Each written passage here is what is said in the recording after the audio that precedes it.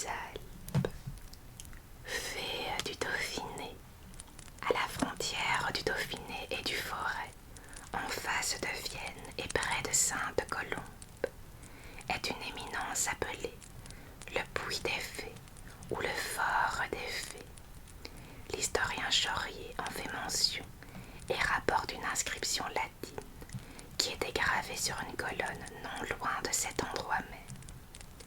Sans doute, il y manque le premier mot, le nom des demi-déesses auxquelles était érigé le monument, puisque l'épithète sanctis ne peut se passer d'un substantif. Supposons qu'il s'agit ici de nymphes, c'est toujours la même pensée. Vircinitus, Sapien, Avidus et Campana ont érigé ce monument à la gloire des saintes nymphes honorées en ce lieu. Ailleurs, nous nous arrêterons aux grottes de Sassenage, des environs de Grenoble, pour y visiter dans son palais, orné de cascades souterraines, la fée Mélusine, si fameuse dans le Dauphiné et dans le blason de quelques nobles maisons de France. Ici, nous n'enregistrons que le four des fées, voisin des cuves de Sassenage qui préside en l'abondance ou la disette, suivant la quantité d'eau qu'elles reçoivent à certaines époques de l'année. Les fées sont toujours là. Elles ont vieilli mais restent actives. En 1847, une laitière, bonne et simple femme dauphinoise de la province romaine allobrogique, où le sang italien est combiné avec le sang crétois, disait à une domestique de Lyon: « Il paraît, mademoiselle, que les pauvres gens vont avoir bien de la peine à vivre. Le blé est cher, les pommes de terre vont se gâter. » Oh, pourquoi se gâterait-elle? Rien ne l'annonce encore. Vous verrez, comme l'année va être mauvaise, on ne parle que de cela chez nous. Voici ce qui vient d'arriver cette semaine. 2 voituriers parcouraient la route de Lyon à Grenoble. Il n'y avait pas une heure qu'ils avaient quitté la Guillotière, lorsqu'une vieille femme, abordant le premier, lui demande une place sur son char à côté de lui. « Il n'y en a pas, » répond durement le charretier. La vieille s'approche du second et lui adresse la même prière. « Mon cheval est bien chargé, » répondit celui-ci, « mais il ne sera pas dit que j'aurai ménagé ma bête de préférence à un chrétien. Montez à ma place, moi j'irai à pied. » L'étrangère monte et s'assied commodément. L'entretien continue. « Voyez les beaux épis, voyez les belles récoltes qui se préparent, » disait l'obligeant voiturier. « L'année sera excellente, où nous serons bien trompés. »« Ce blé, » répond-elle en branlant la tête, « ce blé ne rendra pas. L'année sera plus dure que celle que nous venons de traverser. Les pommes de terre ne vaudront rien et les malheureux auront encore plus à souffrir. » Le conducteur se prend à rire. « Vous ne me croyez pas, » reprend l'inconnu. « Ce que je vous annonce est pourtant aussi vrai qu'il est vrai que votre camarade est mort à présent sur son char. » Frappé de ces paroles, le voiturier court au chariot qui le précède, et il voit en effet son infortuné compagnon étendu sans vie sur son chargement. Il se retourne épouvanté et revient parler à la vieille. Mais plus de vieille, elle avait disparu sans qu'il fût possible de savoir comment.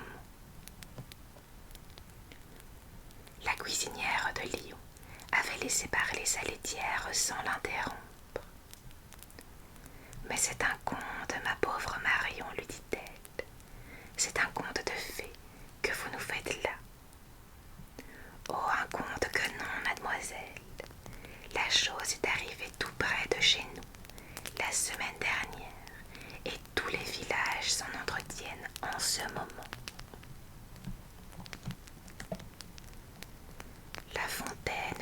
vieil homme. À une époque fort reculée, qu'il serait difficile de déterminer, les habitants d'un village du massif de la Grande Chartreuse virent arriver un étranger accompagné d'une enfant qui paraissait être sa fille.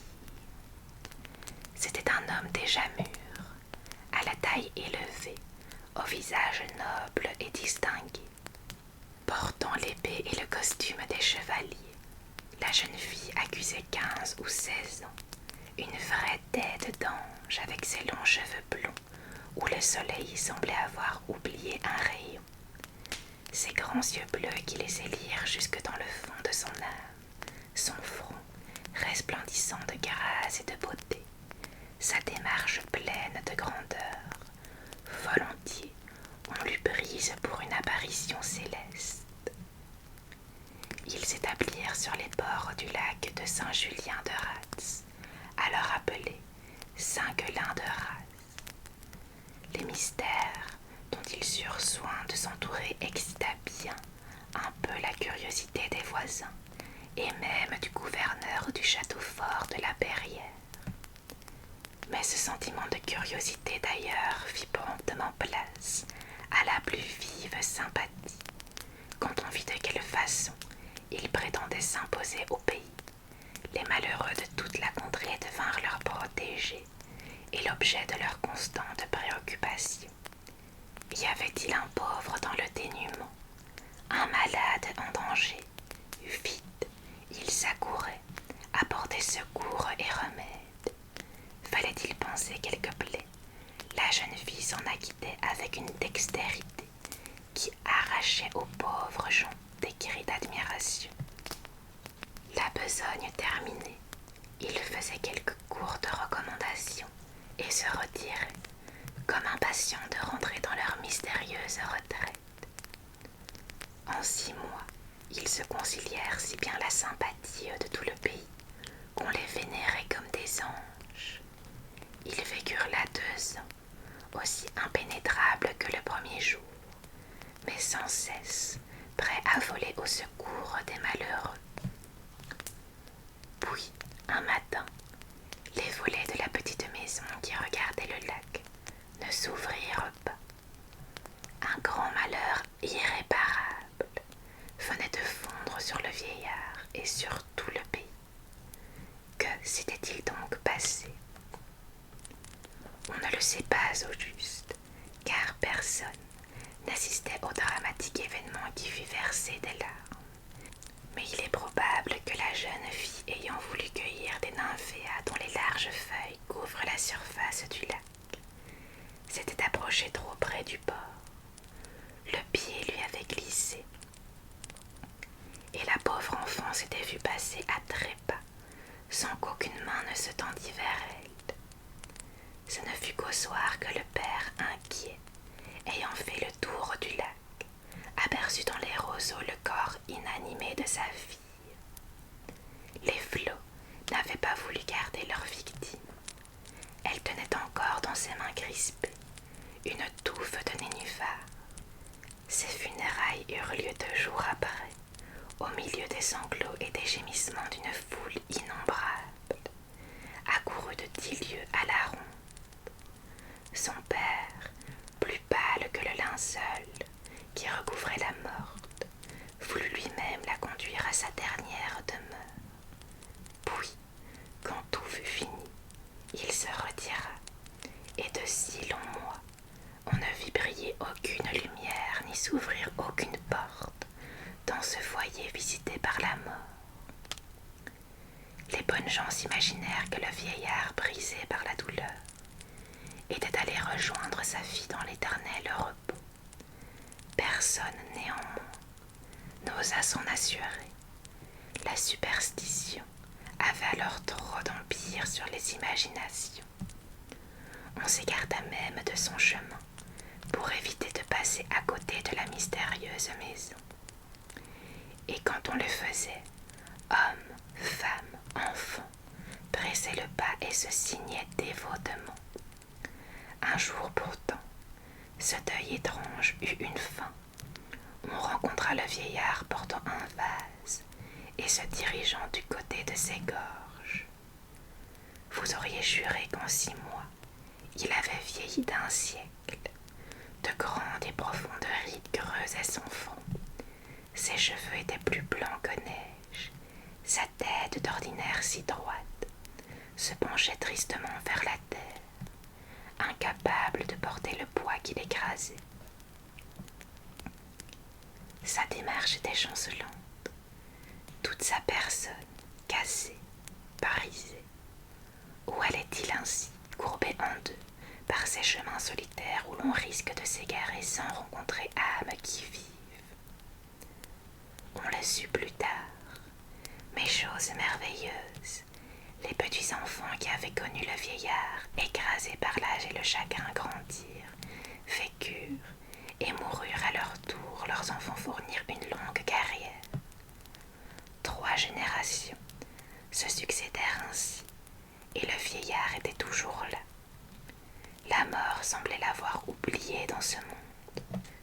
Ce ne fut que plus tard, après de longues et nombreuses années, qu'on le trouva un matin, affaissé et sans vie près du petit bois de hêtre qui domine le lac.